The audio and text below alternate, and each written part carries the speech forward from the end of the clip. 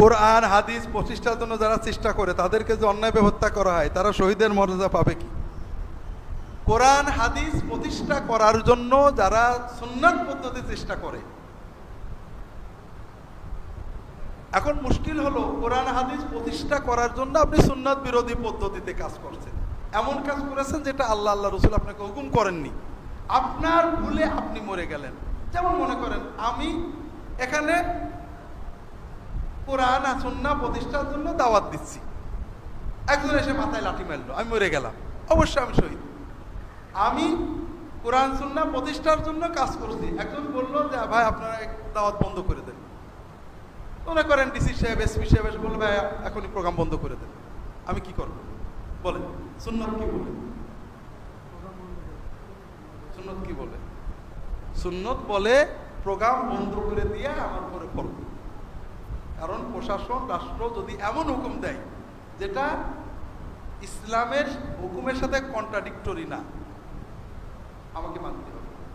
এখন রাত 8:30 বা 9টা 9:30টার সময় আসুন্নাটা মসজিদে ওয়াজ করাটা ইসলামের নির্দেশ অনুযায়ী আমার জন্য ফরজ কিনা? আপনি বিষয় বুঝতে পেরেছেন? আপনারা মনে করেন না হ্যাঁ দিনের কথা বলা ফরজ, আরে দিনের কথা বলতে তো লোকটা নিষেধ করেনি, আমাকে নির্দিষ্ট স্থানে নির্দিষ্ট সময়ে কাজ করতে নিষেধ করেছে। কেউ যদি বলে মসজিদে নামাজ পড়ো না, আমি এরকম মানবো না। কিন্তু কেউ যদি বলে নামাজের পরে ওয়াজটা হবে না, নামাজের পরে আজকের মাগরিবের পরে ওয়াজটাকে ফরজ নাকি? দেখবেন সাহাবে কেরামের যুগে, আব্বাসী যুগে, উমাইয়া যুগে, এজিদের যুগেও যখন ইমাম বুখারীকে যখন সরকার বললেন যে তুমি হাদিসের দর্শ দিবা না, বন্ধ করিনি, বন্ধ করি। আহমদ ইবনে হাম্বলকে কাফের সরকার বলল, মুতাজিলি সরকার বলল তুমি ফতোয়া দিবা না, উনি আর ফতোয়া দেননি, মসলা পড়ান, কিতাব পড়ান নিয়ে।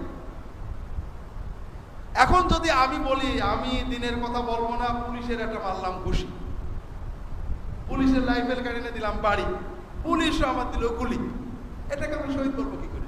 কাম তো আমি কথা বলবো এটা করছি। এই জন্য বিষয় হলো দিনের কাজের জন্য যদি কেউ অন্যায়ভাবে মাজলুম হন, এমনকি এটা তো দিন শুধু না, রাসূলুল্লাহ সাল্লাল্লাহু আলাইহি ওয়াসাল্লাম বলছেন মান কুতিলা দুনা মালিহি দুনা আরদিহি দুনা, কেউ নিজের সম্পদ রক্ষা করতে যেয়ে, দিন রক্ষা করতে যেয়ে, নিজের সম্ভ্রম মান সম্মান বাঁচাতে যেয়ে যদি প্রতিরোধ করতে যেয়ে মারা যায়, সে শহীদ হবে।